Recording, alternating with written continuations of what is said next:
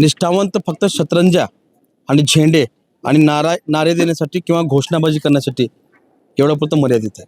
आपण आलोय नदी हत्तरगा या ठिकाणी. काय भावना आहेत एकेकाळी तुम्ही सर्वच जण भारतीय जनता पार्टीच्या माध्यमातून काम करायचं, आता तुम्ही उमेदवारी डावलल्यामुळे नाराज का आहात? आमदार साहेबाच्या विरोधात पूर्ण आपल्या सरवडी मतदारसंघामध्ये रोषाचं वातावरण आहे. या ठिकाणी विजयाचा गुलाल उधळून ज्ञानेश्वर वाकडे साहेबांना आणि त्यांच्या पत्नींना विजयी करूनच जाणार एवढा संकल्प आम्ही आमच्या या 14 गावातल्या गावकऱ्यांनी घेतलेला आहे. आगे बढो, हम तुम्हारे साथ हैं. वाकडे साहेब तुम आगे बढो, हम तुम्हारे साथ हैं. तुम्ही डोळ्यात पाणी आणताय, भावनिक होतंय, दाटून घेऊ नका. म्हणजे नेमकं काय घडलं होतं? तुमच्यासोबत बोलणं आमदारासोबत झालं, आमदार मोदींनी तुम्हाला काय शब्द दिले किंवा बोलणं, पण तो आता थेट तुम्ही असं म्हणता की मी लिंगात असल्यामुळे माझा उमेदवारी मला देण्यात आली नाही किंवा तुमचे सगळेच लोक असं म्हणतात. तुम्हाला काय वाटतं? तुम्ही कुण्याही या 14 गावात काय 68 गावामध्ये विचारावं, तू वाणी म्हणून मला ओळखत नाहीत, तर प्रत्येक जातीत माझा भाऊ आहे या शब्दानं ओळखलं जातं ह्या 68 गावामध्ये. तो जातीचा विषय हा आजपर्यंत आला नाही आणि यापुढे येणार नाही. जात म्हणला असती तर इथं बसवराज पाटील निवडून आला असते का? आम्हाला डाल्यात म्हणून आता ही जनतेनं आम्हाला आधार दिले म्हणून आता ही पुढे जायचं ठरवलं. मी बी बीजेपीचा कार्यकर्ता होतो. असं आहे. हा, मी बी बीजेपीचं काम केलेलं आहे. मी सतरंज उचललेलं आहे आतापर्यंत. हा, पण हे वाकडे साहेबाचे जे काम आहेत, कुण्या बी टायमाला अर्ध्या रात्री फोन करा, बरोबर आमचे कामं करतात. हे क्या सरवडी जिला परिषद में क्या है वातावरण? बिल्कुल वाकड़े के हवा है, उसका काम बोलते हैं. निष्ठा पक्षावर नेत्यावर. हल्ली असं झालंय, निष्ठावंतचा बळी कसं घ्यायचं आणि बलाढ्यांना आणि धनदांडग्यांना उमेदवारी कशी द्यायची हे प्रत्येक पक्षामध्ये चाललंय. आणि त्यामुळे निष्ठावंत फक्त शतरंजा आणि झेंडे आणि नारे देण्यासाठी किंवा घोषणाबाजी करण्यासाठी एवढ्यापुरतं मर्यादित आहे. हे का सांगतोय? ज्यांचं नाव पूर्ण महाराष्ट्रामध्ये क्षेत्ररक्षक म्हणून गेला असे आमदार अभिमन्यू पवार यांचे निष्ठावंत म्हणून ह्या सरवडी जिल्हा परिषद गटाच्या माध्यमातून अहोरात्र काम करणारे सर्व गावकरी असतील किंवा ही कार्यकर्ते असतील, हे अत्यंत नाराज झालेला सूर या ठिकाणी पाहायला मिळतोय. आपण आलोय नदी हत्तरगा या ठिकाणी, ज्या ठिकाणी आई जगदंबेच्या चरणी नतमस्तक होऊन सर्वच नाराज गावकरी एक पवित्रा घेतलेत, संकल्प घेतलेत, नवस दिलेत. कोणता नवस आहे तो? की आम्ही केलेलं काम, घेतलेला परिश्रम आणि पक्षासाठी अहोरात्र केलेली मेहनत याची निष्ठा म्हणून आम्हाला उमेदवारी डावलण्यात आली, आमच्या माणसाला उमेदवारी डावलण्यात आली. आणि त्यामुळे आम्ही सरवडी जिल्हा परिषद गटाच्या माध्यमातून एक निश्चय करून एक निर्धार केलेला आहे आणि सर्व एकत्र येऊन त्यांना विजय गुलाल उधळून या ठिकाणी आई जगदंबेच्या चरणी पुन्हा नवस फेडण्यासाठी आम्ही येऊ असं या ठिकाणी म्हणण्यात आलं आहे. कोण आहेत ते, कशा पद्धतीचे आहेत? प्रथमतः आपण गावकऱ्यांची चर्चा करूया. काय भावना आहेत एकेकाळी तुम्ही सर्वच जण भारतीय जनता पार्टीच्या माध्यमातून काम करायचं, आता तुम्ही उमेदवारी डावलल्यामुळे नाराज का आहात? आमदार साहेबाच्या विरोधात पूर्ण आपल्या सरवडी मतदारसंघामध्ये रोषाचं वातावरण आहे. कारण 15 ते 16 वर्ष या आपल्या वाकडे साहेबांनी निष्ठावंत म्हणून कार्य केलेलं आहे. बीजेपीचं घरोघरी त्यांची ओळख आहे ज्ञानेश्वर वाकडे साहेबांची. पण आमदार साहेबांनी त्यांना उमेदवारी नाकारून पूर्ण जनतेच्या रोषाला सामोरे गेलेले आहेत. या ठिकाणी आई जगदंबेच्या चरणी आम्ही नतमस्तक होऊन इथं आज प्रचाराची थोडक्या माणसाची सभा होती, पण इथं तुम्ही बघत आहात किती आपले नागरिक आलेले आहेत. कारण या लोकांमध्ये रोष आहे बीजेपी विरोधात आणि आपल्या आमदार साहेबांच्या विरोधात. तर या ठिकाणी आम्ही प्रचार सभा घेतली. या ठिकाणी विजयाचा गुलाल उधळून ज्ञानेश्वर वाकडे साहेबांना आणि त्यांच्या पत्नींना विजयी करूनच जाणार एवढा संकल्प आम्ही आमच्या या 14 गावातल्या गावकऱ्यांनी घेतलेला आहे. मला सांगा, निष्ठावंतांचा बळी घेऊन जे सर्वसामान्य कार्यकर्ते आहेत, ज्यांना आपण निष्ठावंत हा शब्द वापरतो, त्यांना उमेदवार डावलण्याचं कारण काय? म्हणजे कुणाला दिले? त्या गोष्टीचं मेन कारण म्हणजे पैसा. वाकडे साहेब हे गोरगरीब जनतेचे माणूस आहे आणि या माणसाकडे जास्त जमीन नाही, जास्त पैसा नाही. फक्त पैशाकडे बघून आणि जातीवाद करून आमदार साहेबांनी या लिंगायत माणसाला डावललेला आहे. आम्ही सुद्धा मराठा आहे आणि ती ताई सुद्धा मराठा आहेत, पण त्यांनी जातीवाद करून आणि पैशाच्या आमिषाला बळी पडून आमदार साहेबांनी वाकडे साहेबांची उमेदवारी नाकारलेली आहे. बघा, एकेकाळी लोकप्रियता असलेला आमदार म्हणून ओळखलं जात होतं. आज जातीवाद आणि पैशावर बळी पडलं असा आरोप या ठिकाणी होतोय. स्वतः ज्ञानेश्वर वाकडे ज्यांनी अनेक वर्ष दोन्ही आमदारासोबत काम केलं, बरोबर आहे, जरा पुढे या तुम्ही.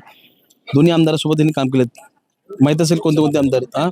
आणि पंचायत समितीचे उपसभापती पद त्यांनी भूषवलेलं आहे. अनेक नागरिकांचे त्यांनी कामं प्रश्न सोडण्याचं काम केलं आहे. आजचे हल्ली जे राजकारण चालू आहे ते कशा पद्धतीचं राजकारण चालू आहे? तुम्ही निष्ठावंत असताना सुद्धा तुम्हाला डावलण्यात आलं, काय सांगाल? आजच्या या वेळेला सांगायला सगळ्याला आश्चर्याचा धक्का बसला आहे की सगळ्या विषयामध्ये सगळ्या कामात आतापर्यंत अग्रेसर 25 वर्ष वयाचं आपण काम केलं. सगळ्याला प्रश्न पडला आहे, 14 गावच्या सर्व नागरिकाला प्रश्न पडला आहे की वाकडे यांची उमेदवारी का डावलली.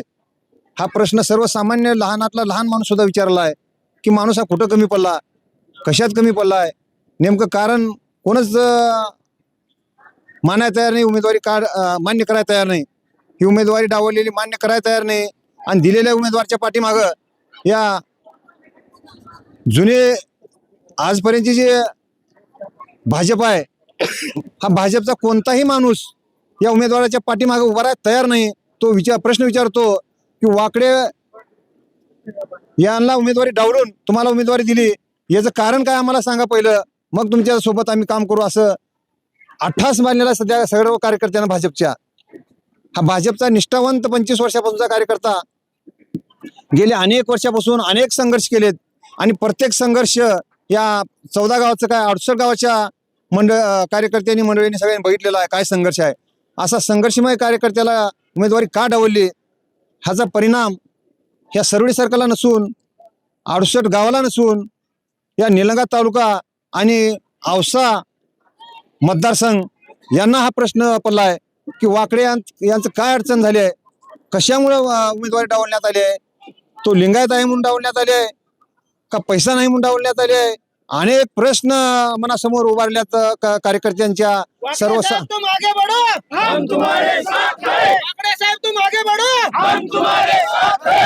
तुम्ही डोळ्यात पाणी आणताय, भावनिक होतंय, दाटून घेऊ नका. म्हणजे नेमकं काय घडलं होतं तुमच्यासोबत, बोलणं आमदारासोबत झालं, आमदार मोदींनी तुम्हाला काय शब्द दिले किंवा बोलणं.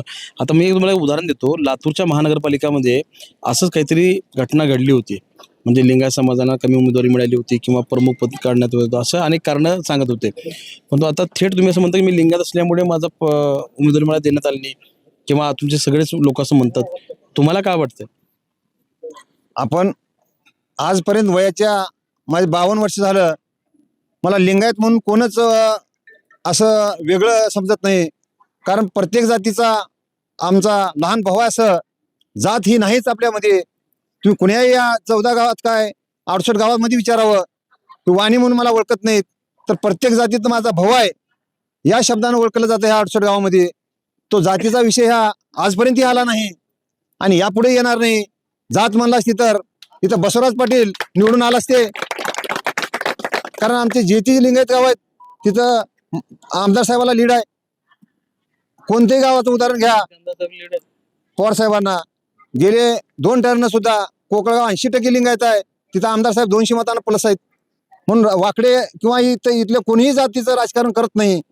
की कुण्या लेवलवर जातीचं राजकारण झालंय आम्हाला कळत नाही.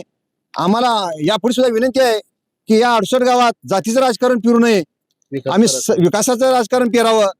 कारण इथं जात म्हणून कुणालाही कधीही तिकीट देऊ नये यापुढे सुद्धा. कारण आम्ही एक कुटुंब असल्यासारखं आम्ही राहतोय सगळे इथं. आता आलेल्या ह्या एवढ्या उद्घाटनाला प्रसंगी आजच्या प्रचाराच्या माझे सर्वात नारळ फोडायचं होतं फक्त उद्घाटनाचं. सभेचं हे नियोजन पुढं आहे, अजून फक्त उद्घाटन आहे म्हणल्यानंतर एका फोनवर म्हणजे मोबाईल ह्याच्या व्हॉट्सअपवर टाकलेल्या मेसेजवर आलेले आहेत, स्वतःच्या खर्चाने आलेले आहेत. ही कार्यकर्ते कोणच आणलेलं नाही ना, ह्याला काहीच विषय, फक्त माहिती झालं की आज प्रचाराचा नारळ फोडायचा आहे. स्वतः उमेदवार आहेत त्यांनी सरवडे जिल्हा परिषद गटाच्या माध्यमातून उमेदवारी डावलल्यामुळे सर्व लोकांच्या आग्रहास्तव, गावकऱ्यांच्या आग्रहास्तव बरोबर आहे उभा राहिलेले. तर हीच येते सुवर्णा ज्ञानेश्वर वाकडे, बरोबर आहे तुम्ही सांगा. तुमची भावना एक महिला म्हणून काय की गेल्या अनेक वर्षापासून तुमचा परिवार असेल, ही सर्व मित्र कंपनी असेल, सर्व वडीलधारी मंडळी असेल, हे सर्वांनी भारतीय जनता पक्षासाठी अवरात्र मेहनत केली, रक्ताचं पाणी केलं, आज उमेदवारी डावलण्यात आली. काय तुमच्या भावना काय आहेत? तुम्हाला काय वाटतंय? तुम्हाला पक्षानं भाजपने डावललं आणि आज हे सर्वजण तुमच्या सोबत आहेत, का वाटतं, तुझी भावना काय? ते का आम्हाला डाल्यात म्हणून आता ही जनतेनं आम्हाला आधार दिले म्हणून आता ही पुढे जायचं ठरवलं. जनतेने तुम्हाला पदरात घ्यावं अशी तुमची इच्छा आहे. हा तेवढे लोक घेतलेत की पदरात जातो? हा मग असंच अजून घ्यावं म्हणून ही इच्छा आहे. मामा, एवढं तुम्ही अनेक वर्ष राजकारण बघितलंय, समाजकारण बघितलंय, अशी परिस्थिती कधी आली नाही? निष्ठावंतांना पहिलं प्राधान्य दिलं जातं. यांना तिकीट दिले नाहीत आमदार साहेब.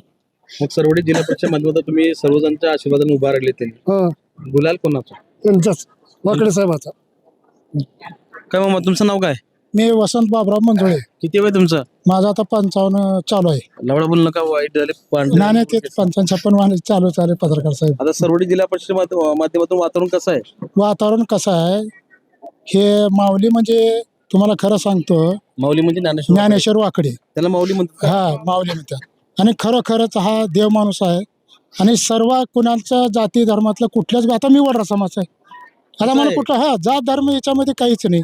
तिने आमच्या घरापर्यंत काय असेल का, मी जास्त आवर्जून कधी फोन करा ज्ञानेश्वर वाकडे साहेबाला, धावून पळत आल्यात. तिने कुठं बाहेर जर असले तर घरचं त्यांचं कोणतरी एक व्यक्ती आमच्या घरापर्यंत पोचतंय.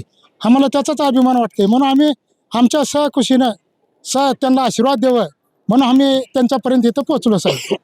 अजून कोणी आहे का बोलणार? या पुढे या.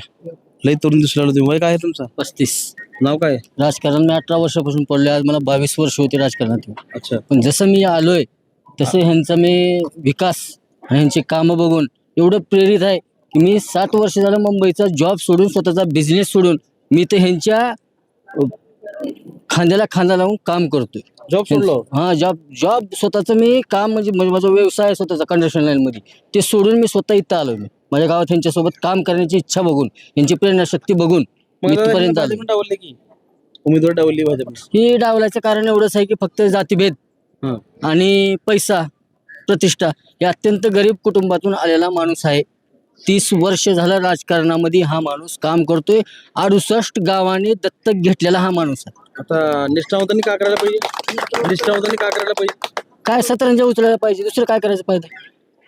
सतरंजा उचलायचं काम आहे निष्ठावंत, दुसरं काय करणार आहे तो माणूस? दुसरं काय काम नाही. काहीच नाही. इकडे तुम्ही, तुमचं नाव काय? तुम्ही लई दिमाग लावून डोळे उघड करून. काय तुमचं? माझं नाव रणधीर सरतापे. अच्छा. हा काय कसं सर- सरवडी जिल्हा परिषद मध्ये काय वातावरण? वातावरण तर नंबर 1 वाकडे साहेबांचंच आहे. ह्याला पक्ष नाही घेतो कोणता? नाही तर तिचं काय तुम्ही पक्षच सगळ्यात काय? पक्ष हा, मी बी बीजेपीचा कार्यकर्ता होतो. असं आहे. हा, मी बी बीजेपीचं काम केलेलं आहे. मी सतरंजा उचललेलं आहे आतापर्यंत. हा, पण हे वाकडे साहेबाचे जे काम आहेत, कुणी बी टायमाला अर्ध्या रात्री फोन करा, बरोबर आमचे कामं करतात. हे आता एकूण 14 गाव इथं सर्व समाजाला सोबत घेऊन जावं लागेल की? मग 14 गावाचे पूर्ण लोक इथं आहेत का? सर्व समाजाचे सर्व ह्यांच्या सोबत आहेत. आणि तुम्हाला एक सांगतो, पवार साहेबाला कोण ओळखत होतं? ह्या औसा तालुक्यात पवार साहेबाला कोण ओळखतो? कुणाला विचारा, कुण्या गावच्या, त्यांच्या गावचं नाव सांगा. कोण ओळखत होतं का? कोण ओळखत होतं? हा?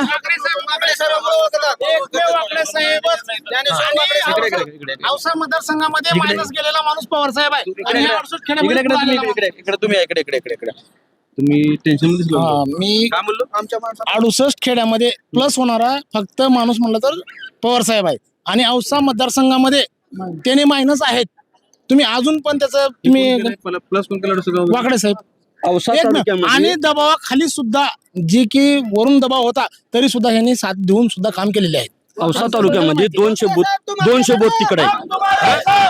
28 खेड्यात 100 बूथ आहेत.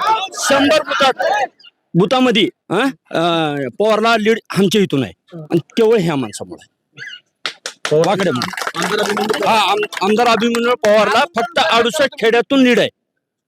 औसा तालुक्यातून तुम्ही सर्वे करा, 200 बूथ तिकडे आहेत, 100 बूथ इकडे आहेत. 100 बुथामधून लीड आहे केवळ वाकडे साहेबामुळं.